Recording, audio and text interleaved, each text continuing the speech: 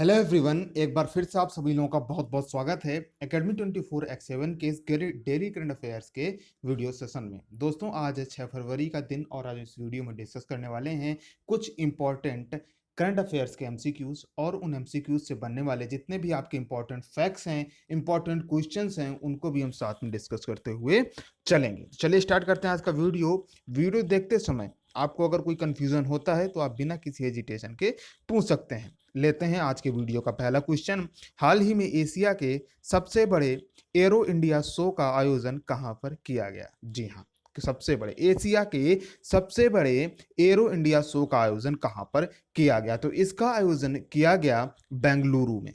कहां पर? बेंगलुरु में, जहां पर आपका क्या है, इसरो का हेडक्वार्टर है। इंडियन स्पेस रिसर्च ऑर्गेनाइजेशन का हेडक्वार्टर भी है बेंगलुरु में। ठीक है, वहां पर आपका ये एयर इंडिया शो किया गया। इसका जो आयोजन है 3 से 5 फरवरी के मध्य किया गया। कब किया गया बाबू? 3 से 5 फरवरी के मध्य किया गया। ये जो आपका आयोजन है, ये एरो इंडिया शो है, ये जो इसका आयोजन है, ये कहाँ, किस वायु स्टेशन में किया गया? तो ये किया गया बेंगलुरु के येल हंका। क्या नाम है? येल हंका वायु स्टेशन। ठीक है, इसका आयोजन यहां पर किया गया। इसका जो आयोजन है वो रक्षा मंत्रालय के द्वारा किया गया। कौन है वर्तमान में रक्षा मंत्री? कमेंट बॉक्स में कमेंट करके बताइए। ये जो आपका एरो इंडिया शो है, ये इसका 13th एडिशन है, 13वां संस्करण है। ठीक है ना? कौन सा संस्करण है? 13वां संस्करण। कहाँ आयोजित किया गया? आपका बेंगलुरु में आयोजित किया गया। ठीक है, चलिए बढ़ते हैं दूसरे क्वेश्चन की तरफ। हाल ही में किस संगीत विशेषज्ञ की जयंती पर जन्मशती समारोह का आयोजन किया गया? किस संगीत विशेषज्ञ, ठीक है, उनकी जयंती पर जन्मशती समारोह का आयोजन किया गया? तो ये हैं आपके पंडित भीमसेन जोशी। बहुत ही फेमस आपके गायक हैं, संगीतज्ञ हैं। ठीक है, तो इनकी जयंती पर जन्मशती समारोह का आयोजन किया गया। कौन है पंडित भीमसेन जोशी? तो इनका संबंध कर्नाटक राज्य से है। ये हिंदुस्तानी शास्त्रीय परंपरा में कर्नाटक के एक भारतीय गायक थे। ठीक है ना, हिंदुस्तानी शास्त्रीय परंपरा वाले एक गायक थे। इनका जो घराना था, ठीक है, जैसा कि आप सभी जानते हैं कि जो शास्त्रीय संगीत है किसी न किसी घराने से संबंधित होता है, तो इनका जो घराना है उसका नाम है किराना घराना। क्या नाम है बाबू? किराना घराना है। ठीक है, इनकी गायकी इतनी अच्छी थी कि इनको विभिन्न विभिन्न पुरस्कार भी दिए गए। इनको तीनों पद्म पुरस्कार दिए गए हैं। तीनों से क्या मतलब है? पद्म विभूषण, भूषण और पद्म श्री। इन्हें 1998 में संगीत नाटक अकादमी पुरस्कार से भी सम्मानित किया गया और 2009 में, कब? 2009 में भारत रत्न भी दिया गया। ठीक है ना, ये इंडिया के भारत रत्न है। ठीक है ना, सर्वोच्च नागरिक सम्मान इनको मिला है। किसे? पंडित भीमसेन जोशी को याद रखें। इंपॉर्टेंट क्वेश्चन से बढ़ते हैं तीसरे क्वेश्चन की तरफ। हाल ही में स्विच दिल्ली अभियान किस राज्य या केंद्र शासित प्रदेश सरकार द्वारा शुरू किया गया? तो आप क्वेश्चन से ही आपको क्लियर हो रहा है, नाम से ही क्लियर है, स्विच दिल्ली। तो किसके द्वारा? केंद्र शासित प्रदेश दिल्ली के राज्य, दिल्ली सरकार द्वारा इसको शुरू किया गया। ठीक है, ऑप्शन ए आपका सही होगा। क्या है आखिरकार? तो दिल्ली के मुख्यमंत्री अरविंद केजरीवाल ने इलेक्ट्रिक वाहनों को बढ़ावा देने के लिए इस अभियान की शुरुआत की है। ठीक है, अब इलेक्ट्रिक वाहनों की अब ये उसको बढ़ावा देने की देने के लिए योजना लॉन्च की है। तो इसका मतलब क्या है? यानी कि प्रदूषण को कम करना है, क्योंकि आप सभी जानते हैं कि दिल्ली में बहुत ज्यादा प्रदूषण रहता है। ठीक है, एक समय पर दिल्ली सरकार ने प्रदूषण को कम करने के लिए ऑड इवन सिस्टम भी चलाया था। ठीक है ना, गाड़ियों के नंबर प्लेट से ऑड एंड इवन सिस्टम चलाया था कि ऑड नंबर प्लेट वाली गाड़ियां इस दिन चलेंगी और इवन नंबर वाली प्लेट वाली गाड़ियां इस दिन चलेंगी। तो अब एक ये और पहल है, स्विच दिल्ली। क्या होगा इसमें? इलेक्ट्रिक वाहनों को बढ़ावा देने के लिए शुरू किया गया ये अभियान है। आपने जान लिया कौन है मुख्यमंत्री, लेकिन यहाँ के उपराज्यपाल कौन है? जी हाँ, उपराज्यपाल। केंद्र शासित प्रदेश में आपके राज्यपाल नहीं होते हैं, उपराज्यपाल होते हैं। और वर्तमान में कौन है? अनिल बैजल है। ठीक है, बढ़ते हैं चौथे क्वेश्चन की तरफ। वीडियो पसंद आ रहा है तो लाइक और शेयर जरूर से कर दीजिएगा। एक लाइक एक शेयर हमें मोटिवेट करता है लगातार आपके लिए बेहतर से बेहतर काम करते रहने के लिए। चौथा क्वेश्चन लेते हैं। हाल ही में किस देश ने अपना 73वां स्वतंत्रता दिवस मनाया? ठीक है ना, इंडिपेंडेंस डे मनाया। ठीक है, 73वां स्वतंत्रता दिवस मनाया। तो ये हमारा पड़ोसी देश है श्रीलंका। ठीक है, पड़ोसी देश श्रीलंका, ऑप्शन डी आपका सही होगा। तो श्रीलंका ने अपना 73वां स्वतंत्रता दिवस 4 फरवरी को मनाया। ठीक है, तो यानी कि ये कब स्वतंत्र हुआ? ये स्वतंत्र हुआ आपका 4 फरवरी 1948 को। ठीक है, 1948 को। और किसका किसका यहाँ पर शासन था, ठीक है, किसका ये उपनिवेश है, तो यहाँ पर ब्रिटिश रूल था। किसका? इंडिया में ब्रिटिश रूल था और श्रीलंका में भी आपका ब्रिटिश रूल था। तो श्रीलंका, इंडिया आपका जो आज़ाद हो गया 15 अगस्त 1947 को और श्रीलंका आज़ाद हुआ 4 फरवरी 1948 को, ठीक है ना। हाँ, वर्तमान में श्रीलंका की राजधानी क्या है? 2 राजधानियां हैं, जयवर्धनापुरा कोट्टे और कोलंबो, ठीक है ना। जो आपके वर्तमान में श्रीलंका के प्रधानमंत्री हैं वो हैं महिंद्रा राजपक्षे। कौन पीएम है? महिंद्रा राजपक्षे। और यहाँ के प्रेसिडेंट हैं गोतबाया राजपक्षे, ठीक है। इसलिए आपको पीएम और प्रेसिडेंट में मिक्स नहीं करना है। पीएम है महिंद्रा राजपक्षे और प्रेसिडेंट है गोतबाया राजपक्षे, ठीक है। चलिए आगे बढ़ते हैं 5वें क्वेश्चन की तरफ। हाल ही में शुरू उड़ान तारा योजना का संबंध किस राज्य से है? कौन सी योजना की बात हो रही? उड़ान तारा योजना। तो ये जो योजना है इसका संबंध राजस्थान से है। ऑप्शन ए आपका सही होगा, राजस्थान राज्य से इसका संबंध है। इसकी जो शुरुआत है राजस्थान के धौलपुर से शुरू की गई है। कहां से? राजस्थान के धौलपुर से। क्या है? यह एक अनोखा किशोर स्वास्थ्य कार्यक्रम है। कैसा कार्यक्रम है?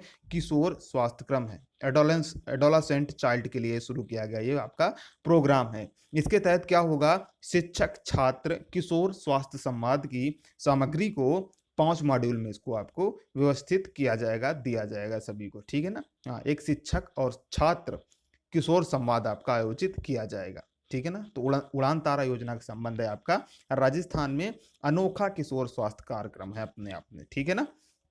आप हमसे सोशल मीडिया के माध्यम से भी जुड़ सकते हैं। हमारा फेसबुक पेज, हमारा इंस्टाग्राम पेज, इन सभी के लिंक आपको डिस्क्रिप्शन बॉक्स में मिल जाएंगे, ठीक है। वहां पर आप जुड़ सकते हैं, फॉलो कर सकते हैं और कोई भी टॉपिक, कोई भी क्वेश्चन आप डिस्कस कर सकते हैं। छठा क्वेश्चन लेते हैं। हाल ही में किस भारतीय कंपनी को दुनिया का पहला कार्बन न्यूट्रल तेल मिला है? जी हाँ, कहाँ से? सबसे पहले बात जान लेते हैं कहाँ से कार्बन न्यूट्रल तेल मिला है। तो अमेरिका से ये कार्बन न्यूट्रल तेल मिला है रिलायंस को, ठीक है। किसे मिला है? रिलायंस को। ऑप्शन सी आपका सही होगा। तो देश भी आपको याद रखना है कहां से मिला है, कार्बन न्यूट्रल। जैसे कि नाम से क्लियर होता है कि यहाँ पर एक भी कार्बन नहीं है। क्यों नहीं? क्यों ऐसा तेल ले रहा है रिलायंस? क्योंकि पर्यावरण को ज्यादा से ज्यादा बचाया जा सके। और ये रिलायंस का गोल भी है कि 2035 तक, कब? 2035 तक शुद्ध शून्य कार्बन कंपनी बनना चाहती है। कौन? रिलायंस। यानी कि एक भी कार्बन का उत्सर्जन नहीं करना चाहती है। 2035 तक उसका ये लक्ष्य है। ये जो आपको रिलायंस का तेल मिला है, ये किसको, कौन सी कंपनी के द्वारा मिला है? ऑक्सीलो कार्बन वेंचर। एक बार मैं फिर से बता देता हूं, ऑक्सीलो कार्बन वेंचर ने यह तेल रिलायंस को दिया है, ठीक है। आगे बढ़ते हैं 7वें क्वेश्चन की तरफ। कोई कंफ्यूजन हो रहा है तो आप पूछ सकते हैं बिना किसी हेजिटेशन के, ठीक है ना। 7वां क्वेश्चन लेते हैं। हाल ही में किस भारतीय सेलिब्रिटी ने सबसे मूल्यवान सेलिब्रिटी घोषित किया गया? हाल ही में किस भारतीय सेलिब्रिटी को सबसे मूल्यवान सेलिब्रिटी घोषित किया गया है? तो लगातार 4 वर्षों से शीर्ष पर रहने वाले विराट कोहली को, कौन है? विराट कोहली, इंडियन क्रिकेटर, ठीक है ना। इंडियन क्रिकेटर विराट कोहली को सबसे, भारत में सबसे मूल्यवान ब्रांड घोषित किया गया है। ऑप्शन डी आपका सही होगा। ये किसने जारी किया है? तो ब्रांड मूल्यांकन के बारे में बताने वाली कंपनी डफ एंड फेल्प्स। कौन है?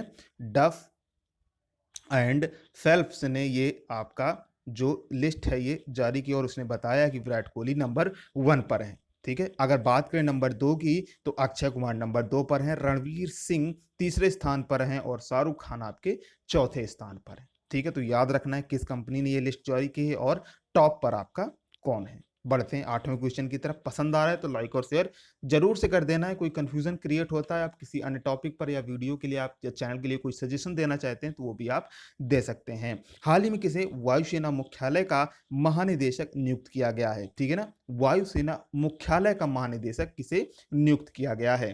तो ये है आपके GS बेदी, ठीक है।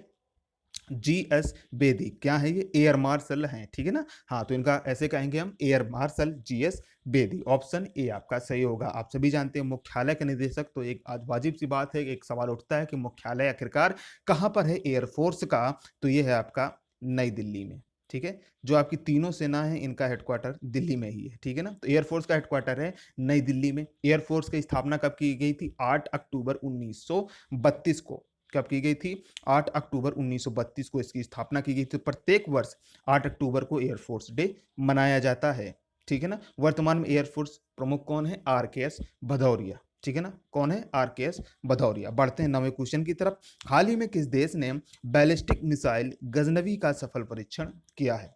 कौन सी? गजनवी का सफल परीक्षण किया है। तो ये है देश है आपका पड़ोसी देश, ठीक है, पड़ोसी देश हमारा पाकिस्तान, ऑप्शन बी आपका सही होगा। तो पाकिस्तान ने परमाणु सक्षम से लैस, ठीक है ना, परमाणु क्षमता वाली सतह से सतह मार करने वाली इस मिसाइल का सफलतापूर्वक परीक्षण किया है। इसकी जो रेंज है, कितना लक्ष्य अपना गेन कर सकती है, किस लक्ष्य को हिट कर सकती है, तो 290 किलोमीटर इसकी रेंज है, इसके लक्ष्य को भेद सकती है। ठीक है, ये दोनों मोड में काम करती है। क्या मतलब, यानी कि दिन और रात ये दोनों मोड में काम कर सकती है। ठीक है, अभी कुछ दिन पहले आपका जनवरी के महीने में पाकिस्तान ने एक और मिसाइल लॉन्च की थी, ठीक है ना, उसका क्या नाम है, शाहीन थर्ड, शाहीन थर्ड।